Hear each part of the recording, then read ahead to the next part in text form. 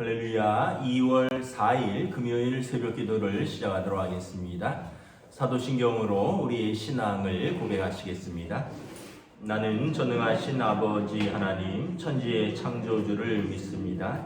나는 그의 유일하신 아들 우리 주 예수 그리스도를 믿습니다.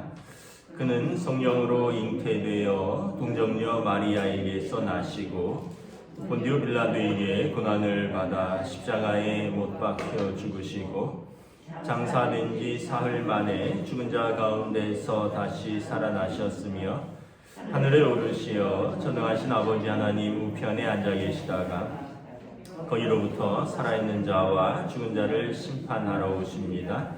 나는 성령을 믿으며 거룩한 공교회와 성도의 교제와 죄를 용서받는 것과 몸의 부활과 영생을 믿습니다. 아멘. 찬송가 459장 찬양하시겠습니다. 찬송가 459장입니다.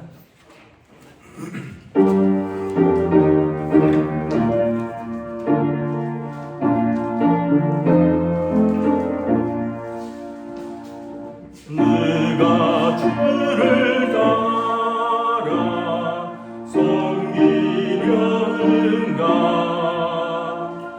내가 죄를 떠나 주만 따를까 내가 주를 섬겨 남을 구할까 내가 주의 길을 따라가려나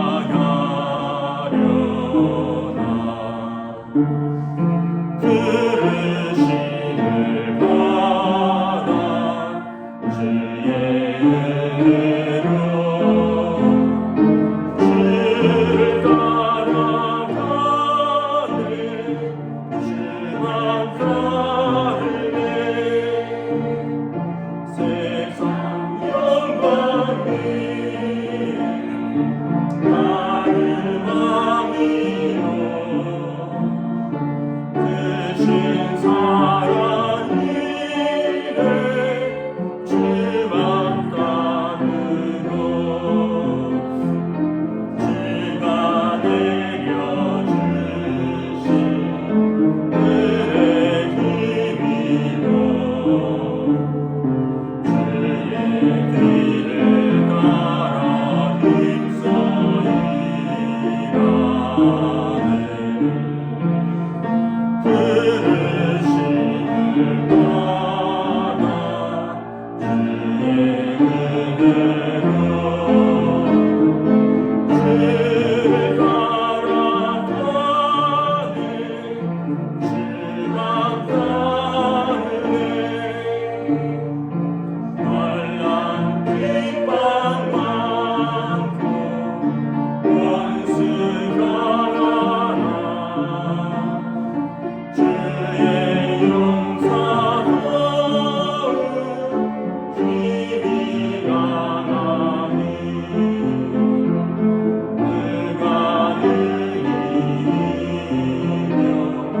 넘어뜨리랴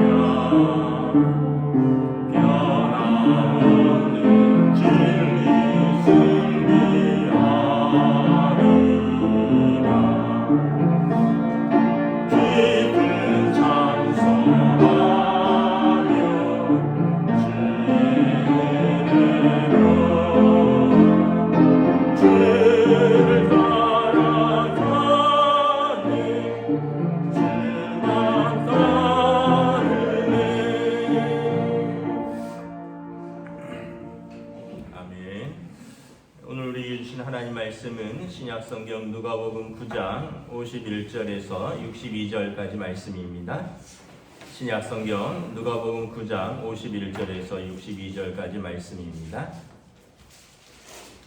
다 찾으신 줄 알고 저와 여러분들이 한 절씩 교도하도록 하겠습니다. 누가복음 9장 51절에서 62절입니다.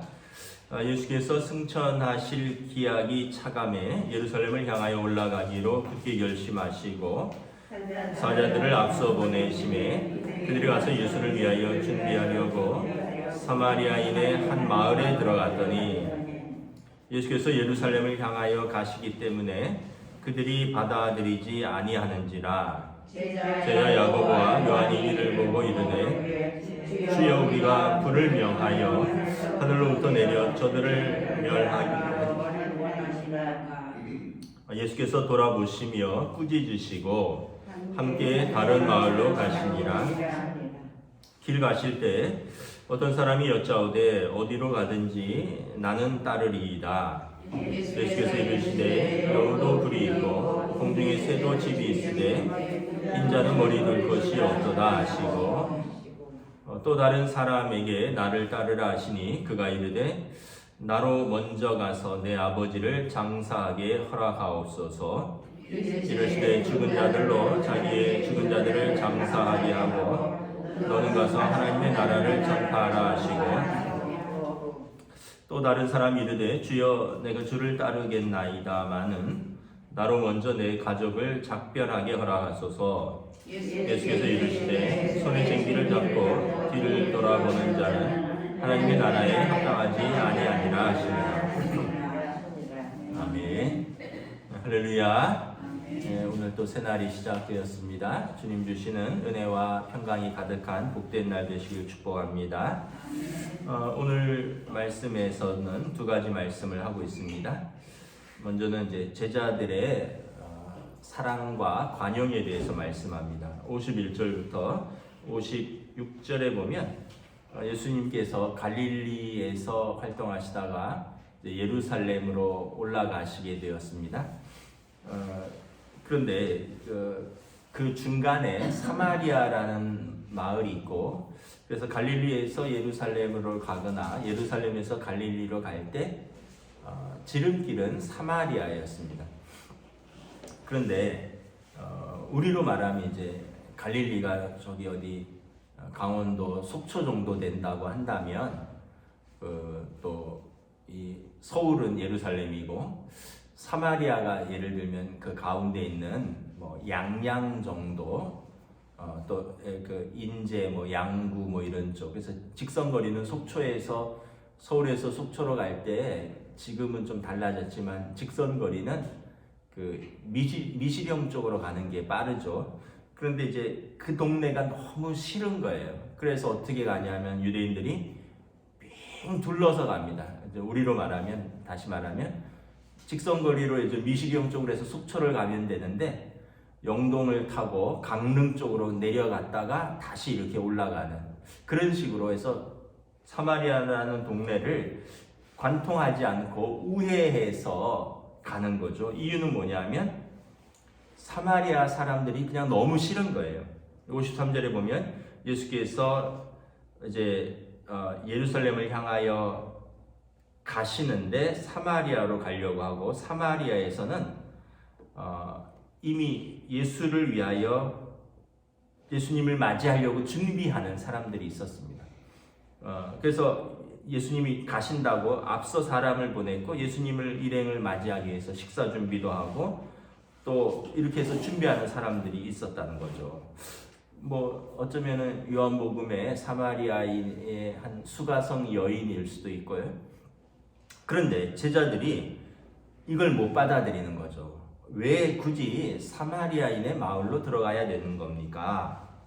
하면서 53절에 보면 그들이 사마리아에 들어가는 걸 받아들이지 못했다는 거죠. 심지어 54절에 보면 야고보와 요한은 뭐라고 말하냐면 주여 우리에게 불을 명하여 하늘로부터 내려 저들을 멸하라 하기를 원하시나이다. 소돔과 고모라처럼 하늘에서 불이 내려와서 이 사마리아 마을이 불타서 멸망하기를 원하십니까? 아마 예수님도 자기들과 같은 생각일 것이다 라고 생각을 하는 거죠. 왜냐하면 유대인들이 사마리아 사람들을 미워하니까 예수님도 유대인으로서 사마리아 사람을 미워할 것이다 이렇게 생각을 한 것입니다. 뭐 여러 번 말씀드렸지만 왜 유대인들이 사마리아 사람들을 싫어하냐 하면 이제 솔로몬 왕의 아들 때 나라가 르호보암 때 나라가 갈라졌습니다. 남유다와 북이스라엘로 갈라지고 오랫동안 갈라져 있는 상태에서 서로 국경을 막고 왕래를 삼가했고요. 그래서 북이스라엘 사람들은 사마리아가 수도고 남유다 사람들은 예루살렘이 수도인데, 중요한 건 성전이 예루살렘에 있기 때문에 국경을 막아버렸기 때문에 북이스라엘 사람들이 예루살렘 성전에 와서 예배를 드리지 못하고 그들이 사마리아에 산당을 세웠습니다. 그러면서 우상 숭배가 생긴 거죠. 일단 1차적인 원인은 이렇게 나라가 오랫동안 분열되었고, 또 그렇게 해서 온전히 자기들과 같이 신앙이 온전하지 않다는 겁니다. 그래서 사마리아 여인이 우리 조상들은 이 산에, 당신들은 예루살렘에서 예배드리고자 한다는데 어디에서 예배드리는 것이 옳습니까? 라고 묻잖아요. 오랫동안 예배의 장소가 달랐다는 것입니다. 나아가서 세 번째는 아시리아라는 나라가 북이스라엘을 먼저 멸망시켰고요. 그러면서 거기에 사마리아에 군대를 주둔시켰습니다. 그러면서 이방 군인들이 사마리아에 살면서 피가 섞였습니다. 그래서 북이스라엘의 특별히 사마리아 쪽에 많은 그 후손들인 이방인의 피가 섞인 후손들인 거죠. 그러니까 유대인들은 누구보다도 순혈주의를 강조하거든요. 유대인이 아니면 다 개다라는 거죠. 이 유대인과 이방인인데 이방인은 개처럼 취급하니까 사마리아 여인들과 이방 군인들이 전쟁에 패해서 어쩔 수 없이 그 땅에 군인들이 진주하면서 주둔하면서 아이를 낳게 되고 세월이 흘러서 그 사마리아 사람들에게 이방인의 피가 섞였는데 같은 이제 족속으로 인정하지 않는 것입니다. 같은 아브라함의 후손으로 인정하지 않는 거죠. 너희들은 피가 더럽다는 거예요. 개 같은 이방인이라는 거죠. 그래서 이런 여러 가지 이유들, 오랫동안 국경의 단절, 종교적인 배타성, 또 이런 순혈주의가 훼손된 것, 이런 것들 때문에 사마리아 사람들을 개처럼 취급하고 마을도 들어가지 않고 이게 지름길인데 돌아가고, 나아가서는 하늘에서 불을 내려, 예수님 보고 하늘에서 불을 내려 이 마을을 멸하기를 원하십니까? 예수님이 사랑하러 오셨는데 제자들이 예수님도 자기 수준인 줄 아는 거죠. 적극적인 반대를 넘어서서 분노하는 겁니다. 근데 분노하는 이유도 아주 오래전의 이야기예요. 사마리아 사람들이 직접적인 피해를 준 것도 없어요. 아주 오래적이고, 그리고 조상 때부터 내려오는 그런 편견, 고정관념, 선입견, 이런 것들로 미워하는 겁니다. 예수님이 55절에 제자들을 돌아보시고 꾸짖습니다. 너희는 그렇게 싫으면 하늘에서 불을 내려서 다 태워버릴 정도로 그렇게 밉냐? 내가 그렇게 가르치더냐? 예수님이 제자들을 꾸짖는 거죠. 예수님 마음이 어떠셨을까요? 우리도 여러분 참 그런 어떤 뿌리 깊은 혐오, 어떤 미움, 이런 것들이 있습니다. 우리나라도. 예전에는 동서의 갈등, 영호남의 갈등들이 있었고요. 또 남북의 갈등도 있습니다. 그래서 북쪽 사람들은 우리가 이제 이념이 다르기 때문에 그렇게 믿고, 영호남은 이념도 같은데 왜 그렇게 미운지 모르겠어요. 지금은 좀 달라졌지만 요즘은 세대 갈등도 상당하고요. 젊은 세대와 또 장년 세대와 노년 세대의 생각들이 굉장히 다릅니다. 그래서 세대 갈등도 상당합니다. 또 남녀 갈등도 상당합니다. 언젠가 저희 아이들이, 남자 아이들이 무슨 뉴스를 보다가 막 화를 내는 거예요. 여성 가족부는 폐지해야 된다고, 여자들이 군대도 안 가고 말이야. 그러면서 도대체 남자들보다 군대도 안 가고 이런데 혜택은 더 주는 것도 하나도 없고 막 그러는 거예요. 그래서 제가 그랬죠. 너희 집에 가장 사랑하는 너희 엄마도 여자고, 너희 여동생도 여자고, 나중에 너희가 결혼할 사람도 여자다. 역사적으로 여자들이 많은 핍박을 받았고 많은 불이익을 받았기 때문에 여자들도 꼭 군대 가야 되냐? 남자들이 나라 좀 지켜주면 안 돼? 그리고 여자들 좀 보호해주고 혜택 주면 안 돼? 너 엄마, 너 여동생 끔찍히 위하고 네 나중에 여자친구나 너희 와이프 그렇게 끔찍이 위할 건데 그렇게 여자들에 대해서 그렇게 하면 어떻게 하냐 그랬더니 이게 좀 요즘 2대 남들이라 그러잖아요. 20대 남자 아이들과 여성들의 생각이 또 다르다는 거예요. 그래서 제가 그렇게 생각하면 안 된다. 약자는 보호해야 되고 더 혜택을 줘야 된다. 한동안 그런 이야기를 한 적이 있어요. 그러니까 지금 이 세대가 막 남녀의 갈등, 세대의 갈등, 또 지금 선거철이잖아요. 이념의 갈등, 지역의 갈등, 너무 심각한 거죠. 제가 우리 아이들한테도 그랬지만 여러분들도 한번 생각해 보세요. 다 우리 가족이에요. 가족. 여러분 친척 중에 영남 사람 없고 호남 사람 없습니까? 여러분 뿌리 중에 이북에서 내려오신 분 없어요? 할아버지 할머니가 고향이 이북에서 내려오신 실향민들도 있죠. 절반은 남자고요, 절반은 여자입니다. 부모님은 노년이고요, 또 저희 같은 중간 세대도 있고 자녀 세대는 젊은 세대예요. 그러니까 우리가 그런 걸로 싸우고 미워하고 혐오하면 안 된다는 거죠. 정치는 정치이고 그것 때문에 가족이 낯을 붉히고 서로 안 볼라 그러고 또 그것 때문에 막 교인들이 막 갈라지고 불피고 그러면 안 된다는 거죠.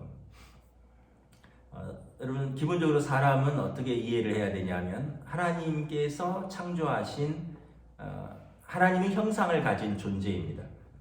그래서 내가 존귀하듯이 다른 사람도 하나님의 형상으로서 존귀한 존재입니다. 또 우리는 서로에게 파트너입니다. 파트너라는 것은 남편은 아내의 파트너고 아내는 남편의 파트너고 자녀는 부모의 파트너고 자녀의 부모는 또 파트너입니다. 서로가 있어서 완전해지는 존재. 파트너라는 뜻은 그 파트를 책임지고 있다는 거예요. 그 파트들이 이렇게 모여서 온전히 하나가 된다라는 그런 의미가 있어요. 서로가 서로에게 파트너예요.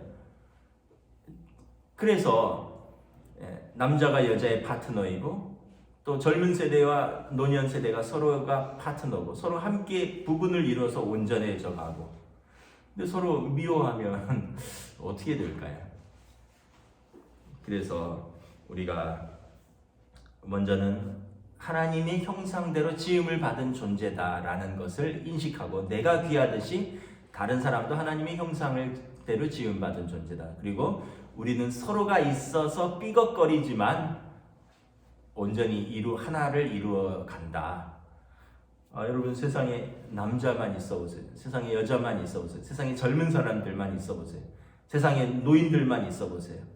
온전한 사회를 이룰 수가 없는 거죠. 같이 있기 때문에 좀 삐걱거리지만 조화롭고 서로 균형을 맞추는 것이죠.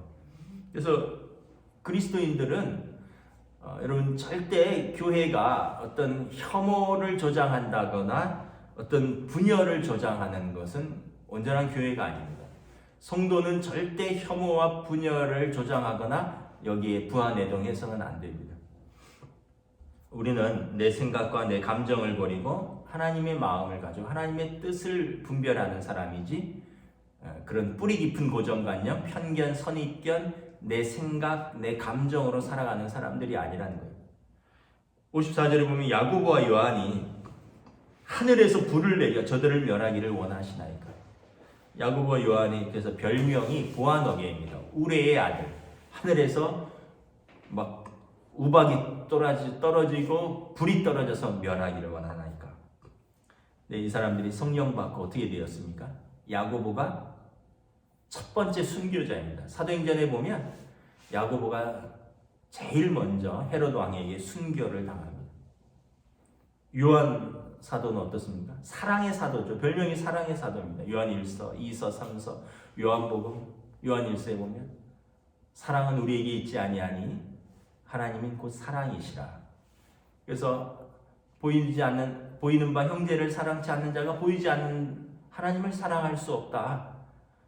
그러면서 사랑에 대해서 그렇게 얘기를 하죠. 근데 이전에는 어땠다고요? 야고보와 요한이 하늘로부터 불을 내려 저들을 멸하라고. 근데 성령 받고 불같은 이 사람들이 사랑의 사람이 되었죠. 누구보다도 먼저 희생하고 누구보다도 먼저 사랑하고 누구보다도 먼저 순교하는, 우리 힘이 아니라 성령 받아야지 가능하다. 그래서 여러분 예수 믿고 좀 불같은 성격을 죽여야 됩니다. 예수 믿고 내가 은혜 받고 내가 성령 받았으면 내 주변이 평안해야 돼.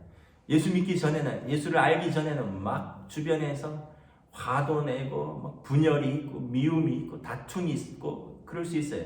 인간의 감정대로 사니까. 근데 예수 믿고는 어떻게 돼야 된다면, 주님이 우리를 사랑하셨듯이 우리도 주님의 마음을 품으면 그거 사랑 못할 것도 없고 그거 이해 못할 것도 없고, 뭐 일시적으로 화를 낼 수 있지만 에베소서에 보면 해가 지기까지 분을 품지 않는 거죠. 죄를 짓는 데까지 나아가지 않는 겁니다. 그리고 주님의 마음으로 생각해 보니까 내가 내 가족도 사랑하지 못하는데 어떻게 하나님을 사랑할 수 있을까? 내가 나랑 같이 일하는 저 사람도 사랑하지 못하는데 어떻게 내가 보이지 않는 하나님을 사랑한다 말할 수 있을까? 아, 요한 사도의 말씀이 그렇구나. 그러면서 또 주님께서 우리 마음을 만져주시고 바꿔주시고, 또 그래서 우리 마음이 또 부드러워지고, 또 우리가 그를 향하여 태도가 달라지면 사람들이, 야, 저 사람 예수 믿는 사람은 맞긴 맞구나. 뭔가 달라도 다르구나. 저 사람이 나를 향한 태도가 달라졌구나. 나도 그렇게 하면 안 되겠구나. 그러면서 같이 변해가는 거죠. 그래서 여러분, 프란시스코가 그랬던 거죠. 주여 나를 평화의 도구로 사용하여 주시옵소서. 저 여러분들이 있는 곳에 은혜와 평강이 있기를, 우리가 그렇게 쓰임 받기를 주님의 이름으로 축복합니다. 57절부터 62절까지는 제자의 어떤 자격과 우선순위에 대해서 이야기를 합니다. 세 사람에 대해서 세 가지 질문을 던지고 또 이 사람들이 각기 다른 답을 합니다. 57절에 길 갈 때 어떤 사람이 여짜오되 어디로 가시든지 나는 따르겠나이다. 이 마태복음에 보면 이 사람은 누구냐면 부자 청년 관원이라고 말하고 있습니다. 예수님께서 오늘 본문에서 여우도 굴이 있고 공중에 새도 집이 있으되 인자는 머리 둘 것이 없다. 예수님께서 그 부자 청년 관원에게 마태복음에서는 너 재산을 팔아서 가난한 사람들에게 나눠주고 나를 따르라 이랬어요. 그랬더니 이 사람이 깊이 고민하다가 따르지 못했다라고 기록을 하고 있습니다. 아마 이 청년이 보세요, 완벽합니다. 부자이고에 젊음이 있습니다. 청년이 있고 관원, 높은 지위에까지 있어요. 그래서 그 사람이 예수님께 찾아와서 선생님이라고 말합니다. 랍비어라고 말합니다. 그러면서 이 사람이 예수님을 따르겠다라고 하는 의도에는 이제 아마 오늘 답변을 보고 따르지 못하는 걸 보면 그는 예수 믿고 자기의 어떤 지식, 자기의 평판, 자기의 명성이 더 높아지기를 원했던 것 같아요. 지금도 부자 청년 관원인데 사람들이 존경하는 예수를 믿고 예수를 따르면 사람들이 나를 더 높이 평가하지 않을까. 그래서 부족한 것이 없는데 더 온전히 채워지기를 바랬던 것 같습니다. 예수께서 이르되 여우도 굴이 있고 공중에 새도 집이 있으되 인자는 머리 둘 것이 없도다. 예수님께서 마태복음에서 너 재산을 팔아서 가난한 자들에게 나눠주고 나를 따라올 수 있겠느냐. 오늘 말씀에는 짐승도 자기 굴이 있고 새도 자기 둥지가 있는데 나 따라다니면 마땅히 머물 곳도 없을 수 있다. 지금 예수님과 제자들이 지금 3년 동안 동가식 서가숙 하잖아요. 이 마을에 들어가서 누가 재워주면 자고 저기서 누가 먹여주면 차려주면 먹고 아니면 뭐 밖에서 잘 때도 있고 굶기도 할 때도 있을 것이고 그러면서 나를 따를 수 있겠느냐. 자기 기대랑 다른 거죠. 장밋빛 기대가 있었는데 그러면 나는 못 따르겠습니다. 또 59절에 보면 또 어떤 다른 사람에게 예수님께서 나를 따르라. 아마 예수님의 12제자가 있고요. 또 누가복음에 70인의 제자가 있고 또 다른, 그러니까 아마 이 제자들이 계속 추려지고 있는 과정인 것 같아요. 수많은 무리들이 있고 그 중에 70명의 제자가 있고 예수님께서 누가복음에 둘씩 짝지어서 내보내잖아요. 그러면서 나중에 12명만 남았는데 아마 이 70인의 제자 중에 한 명인지도 모르겠습니다. 나를 따르라 했더니 베드로와 야고보와 요한, 안드레는 어땠습니까? 배와 그물을 버려두고 즉시 예수님을 따랐는데 이 사람은 뭐라 그랬냐면 나로 먼저 가서 내 아버지를 장사하게 허락하옵소서.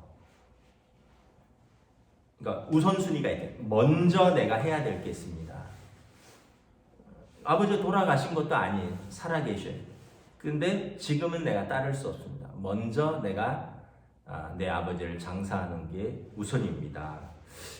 예수님께서 여러분 가족을 사랑하는 것을 뭐라고 하겠습니까? 그런데 이 사람에게는 우선순위가 따로 있다는 겁니다. 베드로와 야고보, 안드레, 요한 같은 경우 배와 그물, 아버지를 버려둔 것이 아니라 두고 즉각적으로 따랐는데 이 사람은 내가 주님 따르는데 내가 해야 될 것도 많고요. 돌봐야 될 것도 많고 내가 지금은 못 따르겠습니다. 예수님께서 죽은 자들로 자기의 죽은 자들을 장사하게 하고 너는 가서 하나님의 나라를 전파하라. 그러니까 돌아가신 대로 장사할 수 있거니와 너는 지금 나를 따를 수 없느냐라는 것입니다. 또 61절에 또 다른 사람들이 이르되 주여 내가 주를 따르겠나이다. 그런데 많은 나로 먼저 내 가족을 작별하게 허락하소서. 예수께서 이르시되 손에 쟁기를 잡고 뒤를 돌아보는 자는 하나님의 나라에 합당하지 아니하니라. 이 제자는 핑계는 내 가족을 작별한다 했지만 예수님께서 보실 때 자꾸 뒤를 돌아보는 사람입니다. 우유부단한 사람입니다. 여러분 쟁기를 잡는 자가 쟁기를 잡고 앞으로 가야지 뒤를 자꾸 돌아보면 어떻게 됩니까? 삐뚤삐뚤하게 갈리고 제대로 갈릴 리가 없겠죠. 그러니까 언제든지 뒤를 돌아본다는 것은 뭐만 있으면 떠날 준비가 되어 있다라는 것입니다. 그래서 주를 따르겠나이다마는 나로 먼저 이런 표현들을 씁니다. 그래서 여러분 우리도 한번 이렇게 내 우선순위는 무엇인가? 내가 주를 따르겠나이다마는 내가 먼저 뭘 해야 됩니다.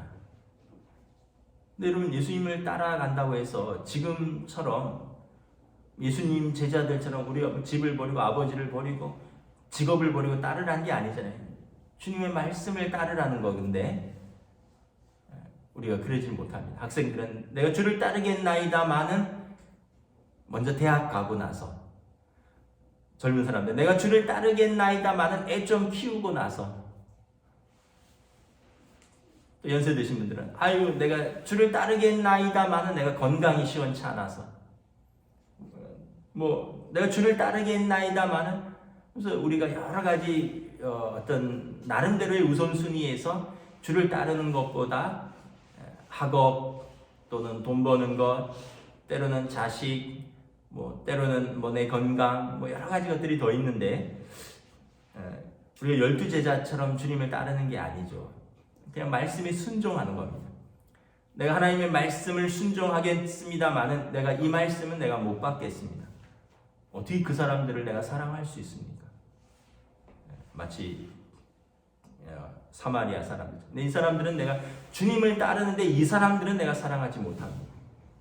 내가 주님을 따르는데 내가 그것까지는 내가 못하겠습니다. 이런 우리의 우선순위와 또 우리가 뒤를 돌아보는 것들, 또 주저하고 우유부단한 우리의 모습들은 없는가? 다시 한번 돌아봅니다. 말씀을 정리하도록 하겠습니다. 그래서 여러분 주님을 따른다는 게 참 어렵습니다. 내 감정도 눌러야 되고요. 또 어떻게 보면 내 우선순위도 바꿔야 되는 거죠. 그래서 주님이 기뻐하신다면 때로는 내가 좋아도 내가 하지 않을 수 있는 용기, 주님이 기뻐하신다면 내가 싫어도 할 수 있는 그런 믿음, 그런 용기들이 있어야 되는 거죠. 그래서 항상 주님의 마음으로 주님의 뜻은 무엇인가를 물어보고 사는 것이 저희들 믿는 자의 자세가 아닌가. 다시 한번 또 저와 여러분들 오늘 하루도 여러분들의 삶의 자리에서 주님을 따른다는 것이 무엇인가? 나에게 요구되는 순종은 무엇인가? 돌아보며 작은 순종을 이뤄나가는 오늘 하루가 되시기를 주님의 이름으로 축복합니다. 기도하겠습니다. 주님의 은혜를 감사합니다. 예수님을 따르는 12제자들도 여전히 그들 안에 갇혀있는 생각들, 편견과 고정관념, 선입견, 사마리아 사람들을 미워하고 증오하는 모습을 바라봅니다.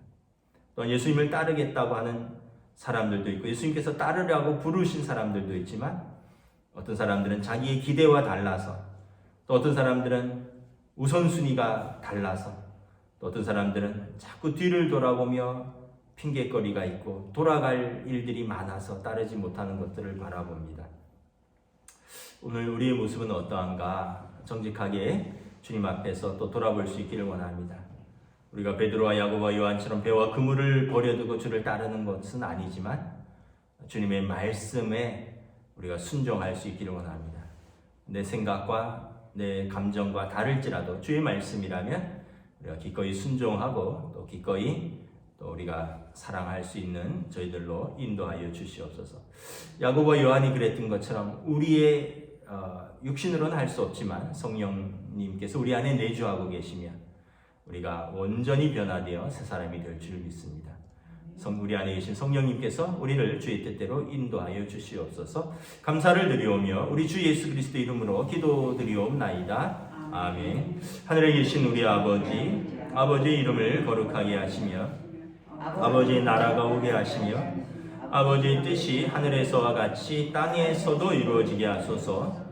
오늘 우리에게 일용할 양식을 주시고 우리가 우리에게 잘못한 사람을 용서하여 준 것 같이 우리 죄를 용서하여 주시고 우리를 시험에 빠지지 않게 하시고 악에서 구하소서. 나라와 권능과 영광이 영원히 아버지의 것입니다. 아멘.